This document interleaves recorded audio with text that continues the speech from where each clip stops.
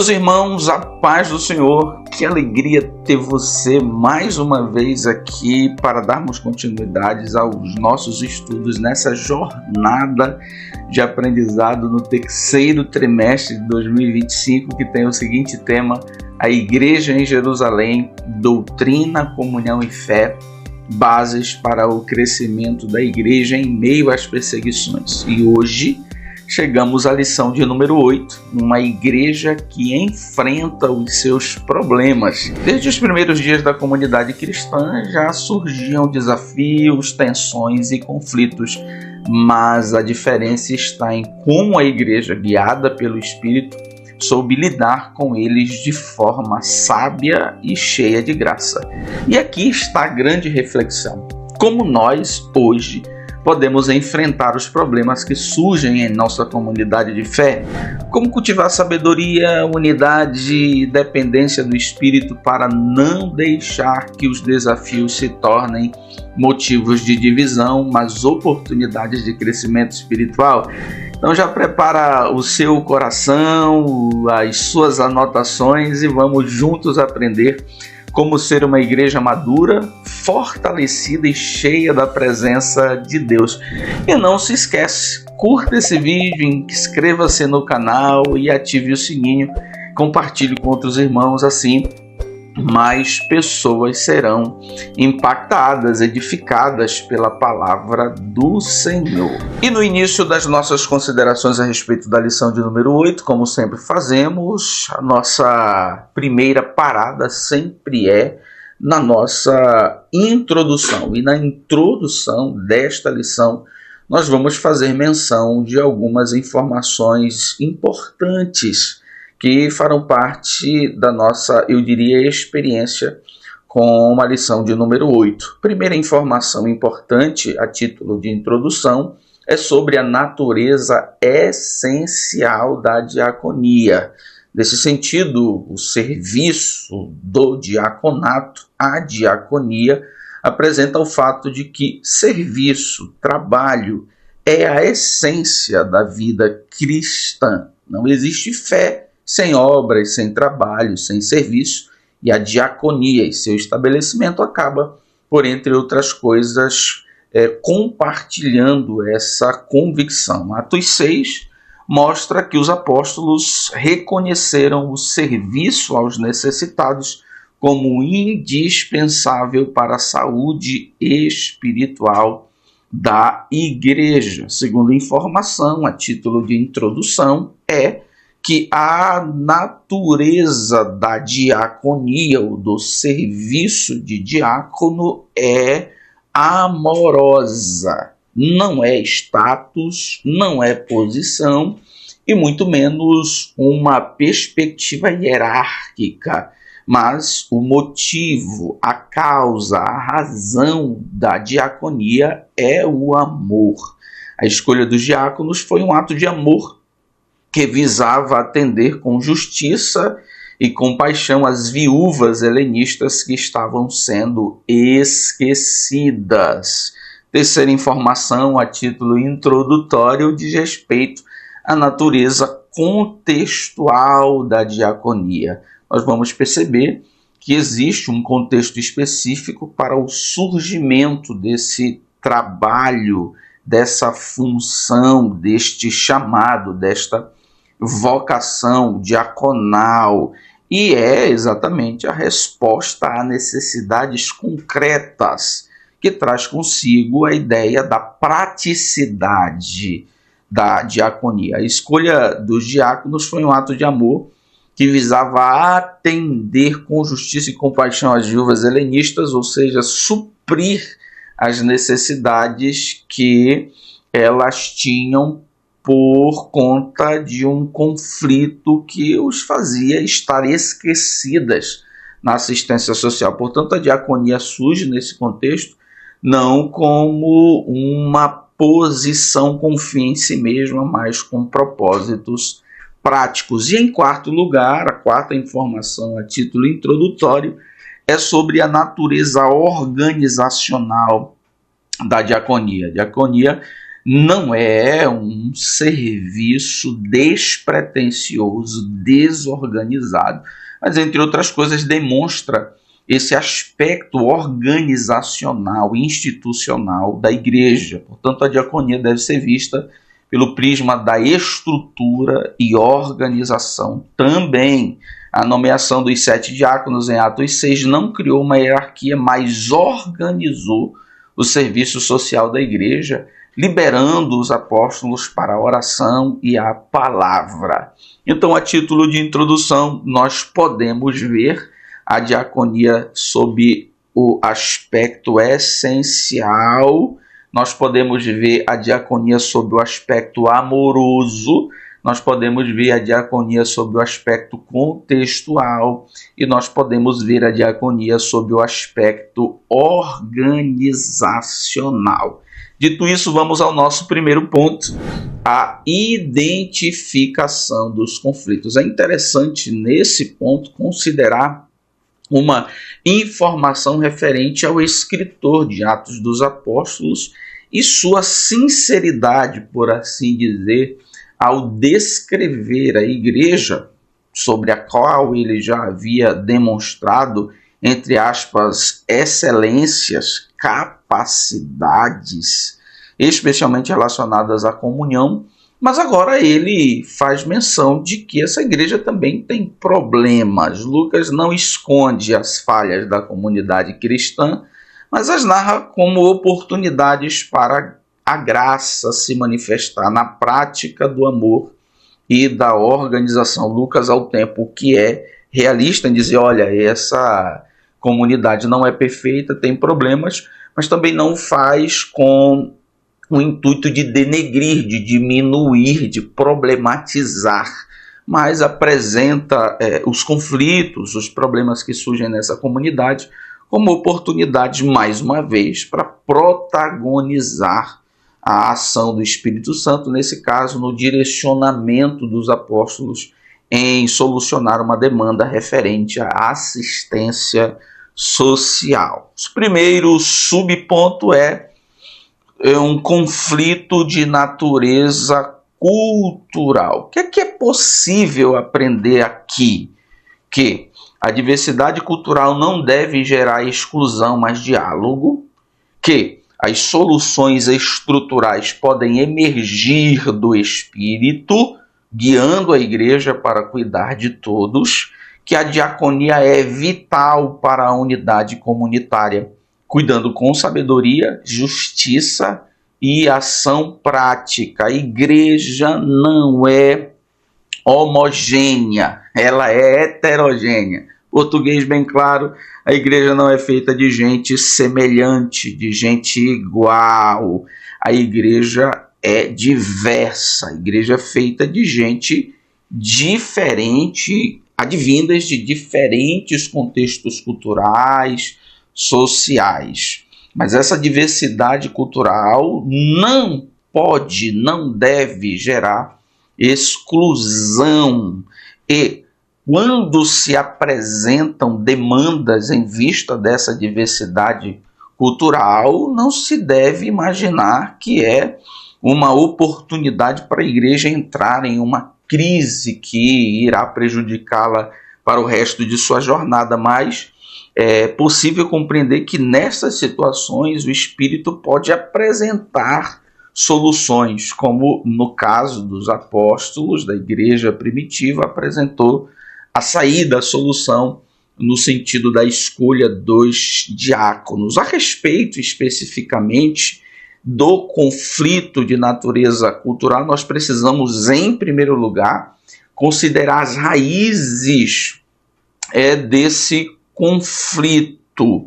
E a raiz desse conflito é exatamente do ponto de vista comunitário, cultural, que apresentava dois grupos de judeus diferentes e divergentes, que eram os judeus de Jerusalém e os judeus gregos, chamados de judeus helenistas. não se bicavam, não se relacionavam, não tinham comunhão, exatamente pela perspectiva dos judeus de Jerusalém, que estavam mais próximos do templo, da língua, da cultura, de serem uma raça melhor, um povo original e também de possuírem uma espiritualidade diferenciada, de maneira que tanto os judeus gregos, que já não falavam o hebraico, eram distantes da cultura original judaica, e tudo aquilo que lhes dizia respeito era desprezado. Quem eram os judeus helenistas? Judeus da diáspora, ou seja, da dispersão, que falavam grego e viviam sob a influência cultural helênica, ou seja, grega, convivendo com formas religiosas e sociais diferentes do judaísmo tradicional. Quem eram os judeus de Jerusalém, ou os hebreus? Judeus autóctones, ou seja, judeus que nasceram em Jerusalém, cresceram em Jerusalém, são definidos culturalmente por Jerusalém, de linguagem aramaica, mas alinhados ao culto e às tradições judaicas locais. Ou seja, nessa perspectiva, os judeus gregos eram menos originais culturalmente. É interessante aqui fazer menção do que propõe André Henke quando ele considera o seguinte: os judeus piedosos, os judeus de Jerusalém, os hebreus, desprezavam os helenizados por causa da infidelidade do passado. Por isso, antigos piedosos não consideravam as viúvas e órfãos dos helenizados como dignas de receber auxílio aos necessitados que diariamente a comunidade repartia. É bom lembrar que a igreja em Jerusalém é majoritariamente judaica, é majoritariamente feita de judeus de Jerusalém. Mas isso não significa que não existam judeus gregos, judeus helenistas. E isso explica esse conflito entre um e outro, que fez de vítima as viúvas exatamente dos judeus gregos. Sobre esse conflito, é interessante também, além de considerarmos essa razão cultural, considerarmos a sensibilidade dos apóstolos. A busca pela solução do conflito representa isso. A sensibilidade, a visão sensível que os apóstolos possuem. São espirituais? São. Tiveram o privilégio de andar com Cristo? Tiveram. Estão em um lugar de liderança? Estão. Mas isso não lhes rouba a sensibilidade de considerarem um problema. Esse detalhe é central na narrativa de Atos 6, porque mostra como Lucas descreve a maturidade pastoral e a liderança espiritual dos apóstolos diante de uma crise cultural e social. Os apóstolos não ignoraram a murmuração, pois ela poderia desagregar a comunidade. Eles perceberam que a unidade e a justiça estavam em jogo e que era preciso agir com sabedoria e delegação de funções. Eles não disseram mais ou menos assim, que se virem aí, que se resolvam aí, afinal de contas esse problema aí é deles, é cultural, ninguém resolveu, que se virem, nós temos muita coisa para fazer, muito sermão para pregar. Não, muito pelo contrário, eles tiveram sensibilidade de reconhecer esse problema e buscar soluções. Segundo subponto, um conflito de natureza social. Nós tiramos os nossos olhares aí da razão do conflito, dos lados, do conflito, judeus de Jerusalém, judeus gregos. Agora nós vamos olhar para as vítimas desse conflito, que são as viúvas. Por que é um conflito de natureza social? Porque faz vítima um grupo que é considerado desde o Antigo Testamento sob a perspectiva de vulnerabilidade social, que são as viúvas. As viúvas não aparecem como vulneráveis só no Novo Testamento, só nesse contexto de Atos 6, mas de maneira geral, visto, eu diria assim, de forma panorâmica, o contexto de sobrevivência das viúvas é sempre apontado do ponto de vista de sensibilidade e vulnerabilidade. Por exemplo, na lei mosaica, né, naquele contexto dos 5 primeiros livros, elas são apresentadas ali junto aos órfãos e aos pobres como uma classe vulnerável. Se nós olharmos para os escritos proféticos, uma das provas de desobediência a Deus por parte de Israel ou Judá era exatamente, entre outras coisas, o descuido, desrespeito às viúvas. Portanto, vez ou outra, a título de denúncia, estava no lábio dos profetas a denúncia de que, olha, vocês serão julgados, vocês estão desobedecendo a Deus porque vocês estão desrespeitando os pobres, os órfãos e as viúvas. No judaísmo do primeiro século, ou seja, entre o Antigo Testamento e o Novo Testamento, naquela página branca que a gente chama de período intertestamentário, se montou algumas estruturas de assistência. A sinagoga era um ponto central de assistência às viúvas. Jesus aparece no Novo Testamento dando atenção mais uma vez às viúvas, inclusive utilizando alguma delas para ser exemplo de fé. Em Atos 6, nós temos mais uma vez as viúvas sendo vítimas de certa vulnerabilidade social, e nas cartas apostólicas, especialmente de autoria paulina, lá, quando ele escreve aos pastores, né, Timóteo e Tito, há uma espécie de regulamentação, ou seja, uma organização oficial das igrejas para a assistência das verdadeiras viúvas, porque tinha algumas viúvas que não se comportavam bem na perspectiva do apóstolo Paulo, elas não eram dignas do cuidado, mas as verdadeiras viúvas que se mantinham crentes, se mantinham comportadas em relação principalmente ao caráter, aos princípios bíblicos, elas eram alvo do cuidado. Então, esse caso de Atos 6, ele se junta a casos, especialmente do Antigo Testamento, que demonstra a vulnerabilidade, a sensibilidade social das viúvas. No judaísmo do primeiro século, a caridade às viúvas e órfãos era considerada uma expressão de justiça.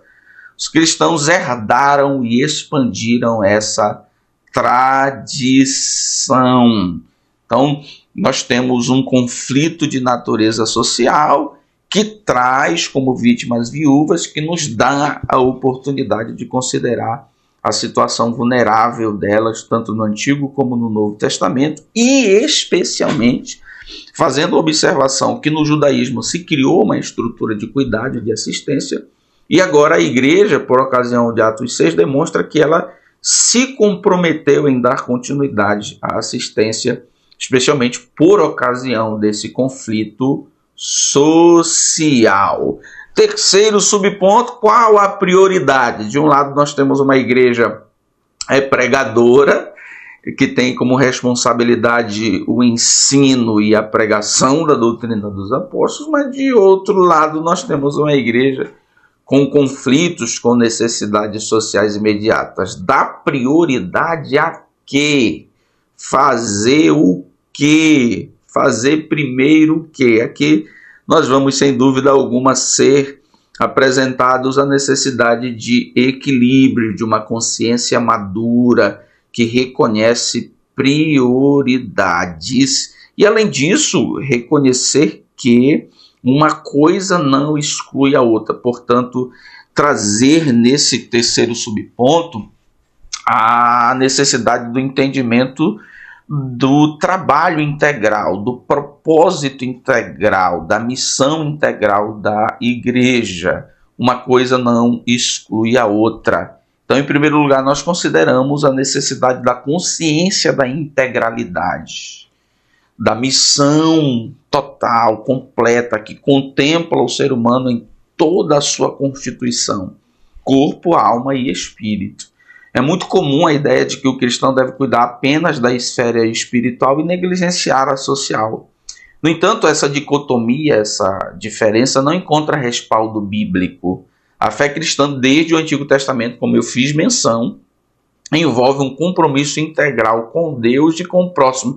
Inclusive, se tem teologicamente a perspectiva que quanto mais você intensifica a sua relação espiritual com Deus, tanto mais isso manifesta bênção sobre a vida daquelas pessoas que estão ao seu redor. Tanto menos eu estou próximo de Deus, também tanto menos as pessoas são abençoadas com aquilo que de Deus eu posso compartilhar por elas. E a gente observa aqui também essa perspectiva, além da integral, a perspectiva do equilíbrio. O mesmo Espírito que dá poder para proclamar, dá poder para servir e repartir. Os apóstolos não desprezaram a necessidade das viúvas, mas organizaram a igreja para que tanto a pregação da palavra quanto a assistência aos necessitados fosse preservadas. Então, nós damos ênfase à prioridade. Existe uma prioridade da pregação da palavra? Existe. Mas essa prioridade não exclui a necessidade do equilíbrio das ações. A igreja prega, mas a igreja também é prática, auxilia, dá assistência. Portanto, isso é resultado de uma visão integral que demonstra a necessidade de equilíbrio de ações. Dito isso, vamos ao nosso segundo ponto, a delegação de tarefas. E aqui nós vamos aprender sobre o ministério da oração e da palavra, a respeito de que não há conflito entre tarefas e a respeito, em terceiro lugar, da diaconia. Primeiro subponto, o ministério da oração e da palavra. O que é que a gente tem como oportunidade para aprender aqui? É que a igreja não pode escolher entre espiritualidade e ação social, mas deve preservar a centralidade da palavra e da oração enquanto organiza a assistência social de forma sábia. Qual é a prioridade, pastor? A prioridade é a oração e a palavra, mas essa prioridade não é excludente. Ela deve ser acompanhada da noção de equilíbrio, ou seja, ao lado desta prioridade espiritual deve haver a consciência da importância da resposta, da ação social. Então nós precisamos considerar aqui, em primeiro lugar, a centralidade da oração e da palavra e a importância da assistência, considerando que essa centralidade, essa prioridade da oração da palavra não é excludente, mas ela promove a consciência do equilíbrio. É interessante fazer menção do que Bruce considera sobre isso. A oração e o ministério da palavra constituíam a essência da vocação apostólica. Isso não diminuía a importância da assistência social, mas exigia que essa fosse confiada a homens igualmente cheios do Espírito e de sabedoria. Eu também trago aqui a consideração do comentarista teólogo Walter Kaiser Jr., que diz o seguinte: a proclamação da palavra de Deus sempre esteve no centro da missão, mas nunca desligada da prática da justiça e da misericórdia. Então nós consideramos que essa centralidade, essa prioridade, ela não exclui, mas traz consigo a necessidade de equilíbrio a respeito da importância da assistência. Segundo subponto, não há conflito entre tarefas. O que é que nós vamos aprender aqui? É que a oração, a palavra e o serviço social não são rivais, mas expressões complementares da mesma vocação. Além disso, nós vamos considerar a importância da perspectiva da unidade na missão da igreja. Não há conflito entre os diferentes ministérios da igreja. O texto de Atos 6 não coloca a oração e a palavra em oposição ao serviço social, mas demonstra que ambos fazem parte de uma mesma missão. É como nós costumamos dizer, são dois lados de uma mesma moeda. Essa perspectiva da unidade, da integralidade da missão. Pregar e orar é importante, é essencial, é prioridade, mas não exclui, não anula e não conflita com as tarefas de natureza social, assistencial. John Stott considera o seguinte: não há nada de secular em servir às mesas. Púlpito e mesa não são excludentes e nem definem os melhores e os piores, nem de sagrado apenas em pregar. Ambos fazem parte do ministério cristão, desde que feitos em nome de Cristo e para a glória de Deus. Tem gente que transforma o púlpito em profanação.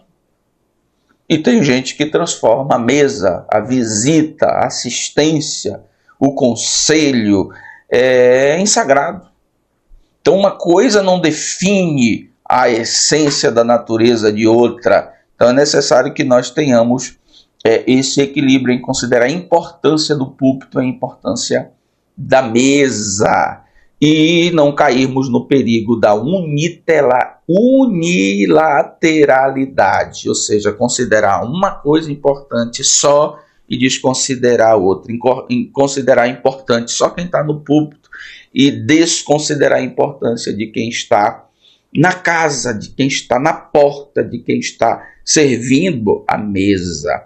A igreja falha em sua missão se ora e prega, mas ignora os necessitados. Do mesmo modo, perde a sua essência se transforma apenas em centro assistencial, sem proclamar a palavra e sem se manter em oração. Então nós devemos equilibrar as coisas. E não dizer como alguns crentes dizem assim: a igreja precisa ser prática, esse negócio de culto e oração não enche barriga. Você já ouviu alguém dizer isso?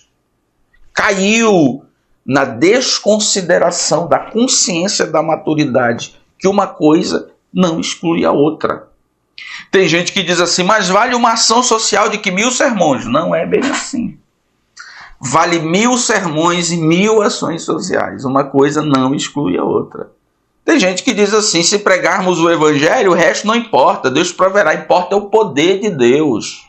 Não é bem assim. Não há conflito entre tarefas. E em terceiro lugar, terceiro subponto, a diaconia. E aqui nós vamos perceber a essência da diaconia a partir da perspectiva etimológica, ou seja, da própria palavra, e a partir da perspectiva apostólica, como os apóstolos viam a diaconia. Da perspectiva etimológica tem-se o seguinte: a palavra diaconia enfatiza mais a natureza do serviço do que a posição daquele que serve. A ênfase recai na ação em favor do próximo, não status ou título. Não era a criação de uma hierarquia, de uma posição. Era serviço, trabalho. Diaconia, a palavra, ela traduz, ela conduz a ideia de serviço, não de status, não de posição, não de hierarquia. Mas na prática isso acaba sendo considerado. Quem está acima do diácono considera que o diácono é menor. Quem está abaixo do diácono faz com que se tenha a concepção de que o diácono é maior. E há diáconos que entendem que estão numa posição mediana aí. Eles não são nem pastores e nem auxiliares. Eles estão aqui nessa hierarquia do meio, são maiores do que os auxiliares, mas são menores um pouco do que os pastores. Essa concepção não é bíblica, essa consciência não é bíblica. A consciência essencial da diaconia a partir da consideração da palavra não é sobre status, posição, é sobre serviço, trabalho. E junto a isso está a perspectiva apostólica. Como os apóstolos viam a diaconia? E aí eu trago a contribuição de Matthew Henry, comentarista bíblico. Os apóstolos não desprezam a obra de servir às mesas, mas reconhecem que é tão essencial quanto a pregação, e por isso deve ser entregue a homens de confiança, cheios do Espírito Santo. É um trabalho, dá ênfase à prática, mas eles não desconsideram a importância e aí as exigências que eles estabeleceram demonstram essa importância e a própria definição que eles fazem do trabalho. A importância desse negócio, ou importante negócio, consideram a perspectiva apostólica. Vamos ao nosso terceiro ponto, seguindo os princípios cristãos. E aqui nós vamos perceber que a diaconia privilegia o caráter, mas também é uma oportunidade para exercer os dons. Nesse primeiro subponto, privilegiando o caráter, nós temos a oportunidade de aprender o seguinte, que o diaconato no Novo Testamento é um ministério de caráter antes de função, de testemunho antes do cargo. Então a prioridade dos apóstolos não era se sabia fazer, não era competência técnica, mas era caráter, valor. E isso fica claro com a expressão bíblica, homens de boa reputação, cheios do Espírito Santo e de sabedoria. Alguém mais espiritual diria assim, não, se é importante esse trabalho, então tem que ser homens cheios do Espírito Santo. Mas nós vamos aprender aqui que uma vida cheia do Espírito Santo precisa estar equilibrada com testemunho e sabedoria. Tem gente que sabe, tem gente que é bom crente, mas não é cheio do Espírito Santo. Tem gente que é cheio do Espírito Santo, mas não consegue transmitir o testemunho de bom crente. Então o que se deve fazer? Se deve equilibrar. Uma vida cheia do Espírito Santo junto com boa reputação e sabedoria. A expressão boa reputação traduz o grego martyreo, de onde vem Marte, testemunha. O termo indica alguém cuja vida fala por si mesma, de modo íntegro, verdadeiro e transparente. O diácono pode até não saber pregar direito, mas sua vida deve falar por si. Sua vida deve ser mártir, testemunho, deve ser expressiva do ponto de vista do caráter. É interessante a consideração do comentarista William Barclay, quando ele diz assim, não havia função pequena na igreja. Até mesmo os que cuidavam das mesas tinham de ser homem de quem todos pudessem dar testemunho da sua integridade. Imagine se fosse o contrário, se escolhesse homens para servir as mesas que fossem de mau caráter, servir viúvas com mau caráter. Imagine que a solução não seria na prática a solução, mas na verdade seria na prática motivo de tantos outros problemas. Se nós temos um problema de ordem social, certamente nós teríamos problemas de ordem moral que poriam a comunhão da igreja em perigo. Segundo subponto, exercitando os dons. E aqui nós vamos perceber de uma vez por todas que a competência, que a ortodoxia, ou seja, que a competência doutrinária, o conhecimento doutrinário, a espiritualidade devem estar em equilíbrio. Uma coisa não deve excluir a outra. John Stott considera o seguinte, homens escolhidos deviam ser ao mesmo tempo homens espirituais e práticos. Precisavam da plenitude do espírito para discernimento e da sabedoria para aplicar esse discernimento em situações concretas. É possível ter uma fé correta e ainda assim não ter a chama do Espírito. Assim como é possível ter zelo sem sabedoria. Mas o trabalho de Deus pede tanto fogo do Espírito Santo quanto equilíbrio e prudência. Tem gente que é ortodoxo, mas é vazio, seco. O que é que se espera sob a perspectiva bíblica, ortodoxia e fogo, correção doutrinária, competência doutrinária, administrativa, habilidades práticas e fogo, altar e mesa. Ao tempo que existem pessoas cheias do Espírito, mas sem competência, sem prudência, sem sabedoria, sem correção doutrinária. O que se espera?